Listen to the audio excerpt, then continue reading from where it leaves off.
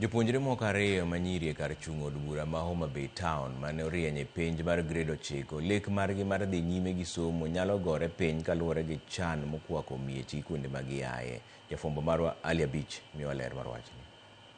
Kata odok ni jopuonjre mane otimo penj mag grade 9 ne osechako donjo e skunde mopogore mane oluongogie ne somo mar tam mokwongo, to moko kuom jopuonjrego to pod piny ochamo kod jonyuolgi nikech onge mar school fees kod mwandu mamoko ma ginyalo donjogo e skunde mane oluongogie. E gweng' ma Nyatagwe kar chud bura ma Homa Bay Town, japuonjre Pamela Tieno mane otimo penj e skund primar ma Nyalkinyi kendo oyudo points 66 ne oluongi e skund nyiri ma Butere, to kata kamano lek mare mar bedo laktar oneno ka nyalo nimo nikech onge mar school fees. Kana timo grade 9 an gi 66 points kendo natimo pathway mar STEM. Lek mara ne ni nada pursue career mara in medicine.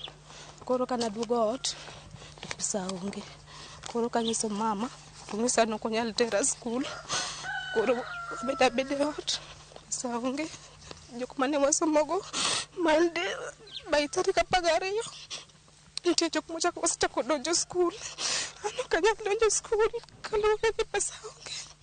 Akwa kanti ng'at manyalo konya adhi skul. Min japuonjre no Lilian Adhiambo kaachiel kod kwargi wacho ni chan mokwako dalagi osetamogi yudo riekni ma ginyalo terogo Butere Girls kama ne oluonge kana gikwayo jotelo mopogore kaachiel kod joma chunygi ni thuolo mondo yie oresgi. To nyalo tama kaka ter nyathi skul onge. Naloko to nagora piny, onda manaloko madachuo e lweta nogore piny. Wuon gi bende onge gimoro amora matimo. Koro kaka nobiro mbe chuny nyathi, kaka nyathi ywak ne thage, kaka nowuok nyoro, pok oduogo nyaka sani. Kago simbe ok ayude, nikech ka nobiro to yudo ka nyathi ywak to wacho ni Butere kuma noluonge ne madwa nodhiye. Koro pod amoko gi nyathi masika wa nyathi ni mondo ling' aling'a skul moluonge no bro dhiye. Nyakwara ni kaka nene ni piny oyiecha joyodwa. Akwayo ni kaber ayude jakony moro manyalo konyo nyathi ywak makoro dwa kata dere na dala. To e gweng' ma Nyalkinyi kar chud bura ma Homa Bay Town, japuonjre Leticia Tieno ma bende notimo penj mare e skul achielno kendo oyudo points 64 bende pod okwamo pacho kata bang' yudo gwel e skul nyiri ma Kisumu ka okoni lek mare mar bedo medosa nyalo gore buru poni ok oyudo thuolo mar dhi nyime kod chenro mag somo. Tunatimo penj klas 9 tunagombo dhi skul, janyuol onge kwa janyuol onge gima nyalo konyago. Oge gimoro tagombo dhi sikul, ng'ama nyalo konya dhi sikul. Yuto malong'o aonge go dang' atere skul noluonge Kisumu Girls.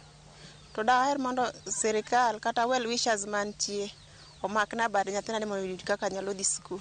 Pek man go tich matiyo malong'o onge, atiyo man hotel to wuon gi pesa nene gi ng'olo ok nyalo yudo jua kali mago. Wuon gi nwago kokoto to kidilo no amalo to gore ondini. Japuonj maduong' e skul primar ma Nyalkinyi Charles Odeny wacho ni jopuonjre ariyogo gin e kind jopuonjre mane orieny e penj kendo wigi bith kana okwayo joma chunygi ni thuolo mondo yie oresgi. Nyithindo moko ne nigi sida ma koni gi kocha kuom donjo e skul to malich ahinya ne an gi nyithindo ariyo mane oluonge e C1 schools.